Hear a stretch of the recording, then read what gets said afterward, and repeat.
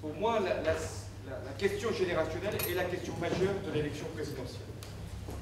C'est-à-dire qu'il ne s'agit pas de m'adresser aux jeunes en cherchant leur soutien ou leur approbation, il s'agit de dire à l'ensemble de la société française qu'il n'y a pas d'avenir possible si la génération qui vient ne voit pas sa place, son rôle, sa promotion reconnue. Je m'inscris là dans un récit qui est celui de la République.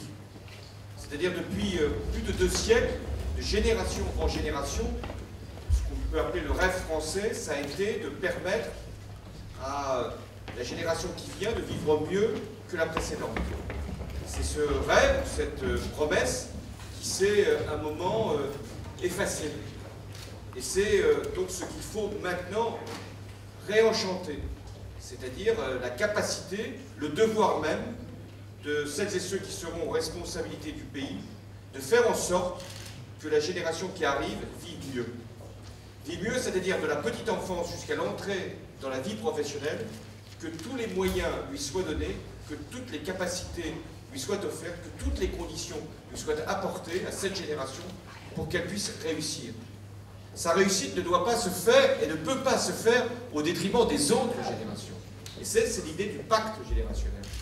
C'est-à-dire qu'il faut qu'il se noue une alliance entre les générations pour que nous puissions faire la solidarité intergénérationnelle dont le pays a besoin. Nous avons cette grande chance en France d'avoir le pays le plus jeune d'Europe, là où la vitalité démographique est la plus grande. Ça ne doit pas être considéré comme un fardeau, mais comme une chance considérable pour un pays comme le nôtre. Donc par rapport au pessimisme qui existe, qui est d'ailleurs à des niveaux très élevés en France, par rapport à la fragmentation qui s'est opérée dans la République dont nous allons parler, par rapport à toutes ces diversités qui peuvent être regardées autant comme un risque, comme une menace, que comme un levier, eh bien, le pacte générationnel doit être le grand enjeu de l'élection présidentielle. Et donc, je ne veux pas être plus long, parce que toutes les questions qui vont m'être posées vont aller dans ce sens. Nous avons très peu de marge de manœuvre, trop peu de marge de manœuvre en 2012.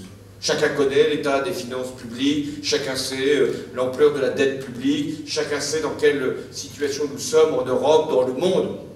Donc tout ce que nous pourrons dégager, tous les efforts qu'il faudra demander, toute la réforme fiscale des prélèvements qu'il faudra mener, doit se faire par rapport à l'idée du pacte générationnel. Alors François Hollande, quelle direction, quelle priorité vous lui donnez à cette candidature, à la vôtre?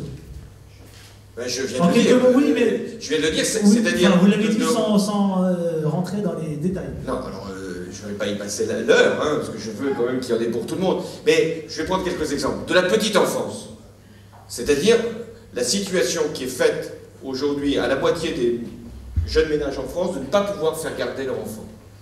Non pas que nous n'ayons pas déjà réalisé beaucoup de progrès dans ce domaine.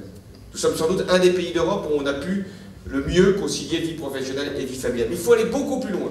Et moi, je propose sur 5 ans 500 000 places pour la petite enfance, que ce soit dans les crèches, micro-crèches ou maisons d'accueil pour les assistantes maternelles. Ça, c'est pour les tout-petits. Mais jusqu'à l'entrée dans la vie active, et je ne veux citer qu'une seule proposition, c'est le contrat de génération. Aujourd'hui, il y a eu plein de mesures qui ont été faites pour des contrats de transition, des contrats d'apprentissage, des contrats de qualification pour les jeunes, des mesures qui sont faites pour les seniors, avec des primes, avec des exonérations de cotisations. Tout ça fait concurrence.